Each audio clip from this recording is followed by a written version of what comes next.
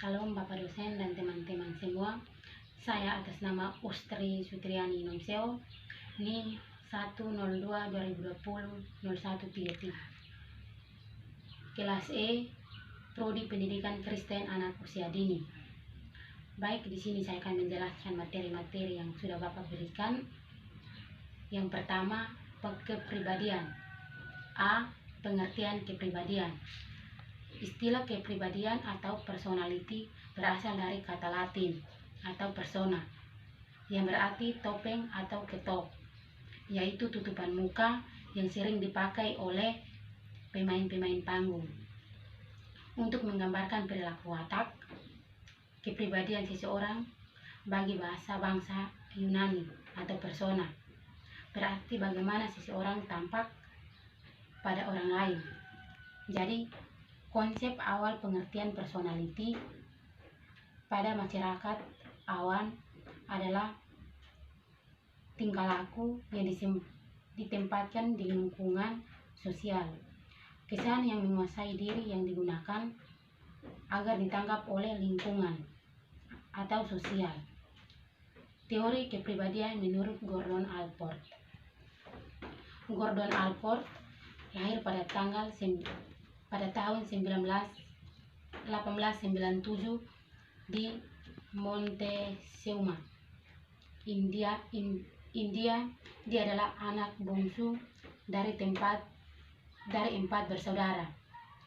Karena bersifat pemalu dan selalu ingin belajar, dia menghabiskan masa kecil yang agak terisolasi dari pergaulan karena ayahnya adalah seorang dokter dari desa.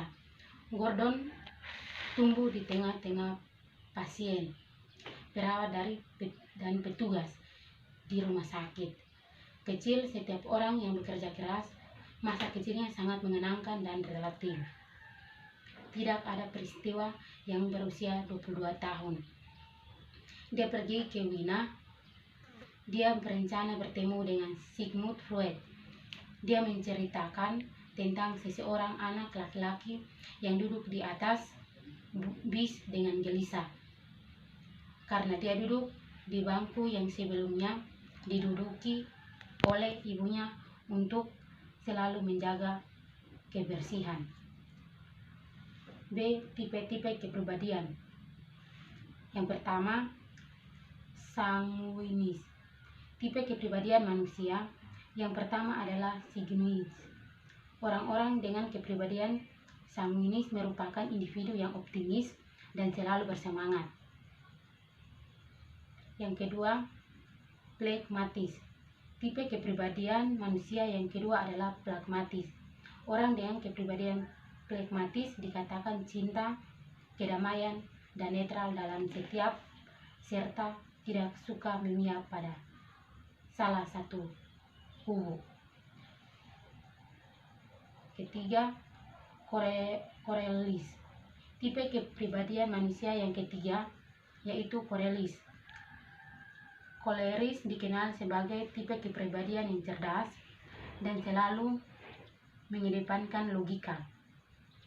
Orang dengan kepribadian korelasi juga dikatakan keras kepala, mudah marah, dan berkemauan keras terhadap apa yang mereka inginkan. Yang keempat, melankolis. Tipe kepribadian manusia yang keempat yaitu melankolis. Berbeda dengan sanguinis. Orang yang berkepribadian melankolis termasuk orang yang introvert. C. Kepribadian ekstrovert dan introvert. Kecenderungan kepribadian pada anak dikelompokkan menjadi dua macam, yaitu kecenderungan kepribadian ekstrovert dan kecenderungan kepribadian. Yang pertama, kepribadian introvert. Pengertian kepribadian introvert yaitu kecenderungan seseorang anak untuk menarik diri dari lingkungan sosialnya. Sikap dan keputusan yang ia ambil untuk melakukan sesuatu biasanya didasarkan pada perasaan, pemikiran, dan pengalaman diri sendiri. Ciri-ciri kepribadian introvert: pendiam dan suka menyendiri, Introvert tidak menyukai pembicaraan yang ringan. Introvert tidak menyukai dering handphone. Introvert tidak langsung membalas pesan dari seseorang. Introvert merasa keramaian membuatnya gila. Introvert lebih nyaman untuk hangout dengan sedikit orang. Yang kedua, kepribadian ekstrovert. Pengertian ekstrovert adalah kebaikan dari introvert. Jika introvert lebih senang menyendiri, maka seseorang ekstrovert lebih menyukai lingkungan yang interaktif. Ciri-ciri kepribadian ekstrovert: selalu antusias dan semangat, senang berinteraksi dan bersosialisasi, mudah dan bergaul, cenderung spontan dan bertindak atau berbicara, pandai membicarakan suasana, menyukai populitas dan senang menjadi pusat perhatian, senang menjadi pembicara daripada pendengar. Ekstrovert selalu tampil percaya diri, terkesan sigap dan tegas, senang bekerja kelompok dan tidak suka kesendirian. D.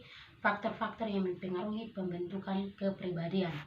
Ada 2 faktor yang mempengaruhi pembentukan kepribadian anak, yaitu yang pertama faktor internal, yang kedua faktor eksternal. Bagian A, faktor internal. Faktor internal yaitu faktor yang berasal dari dalam seorang itu sendiri, biasanya merupakan faktor genetis atau hewan. B. Faktor eksternal.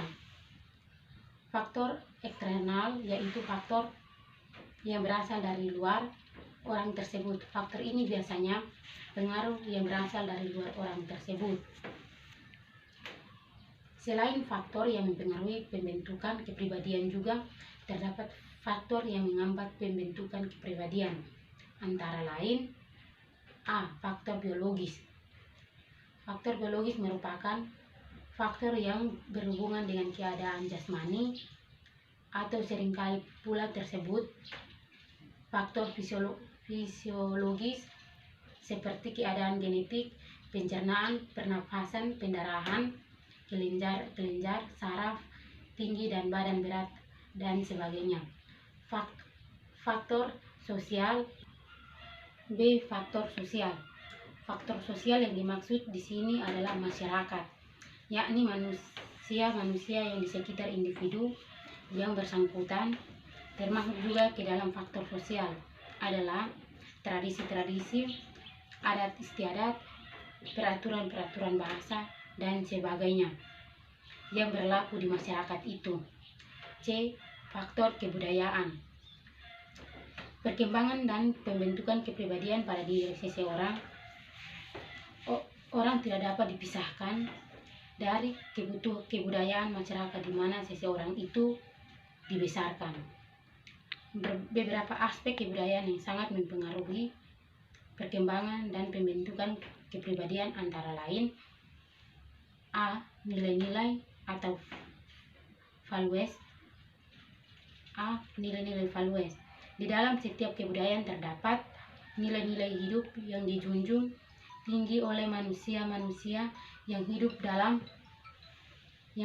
dalam kebudayaan itu. B. Adat dan tradisi.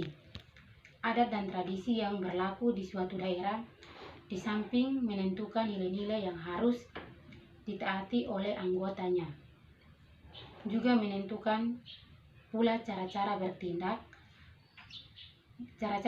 laku yang berdampak pada kepribadian seseorang. Demikian hasil presentasi saya. Sekian dan terima kasih. Shalom.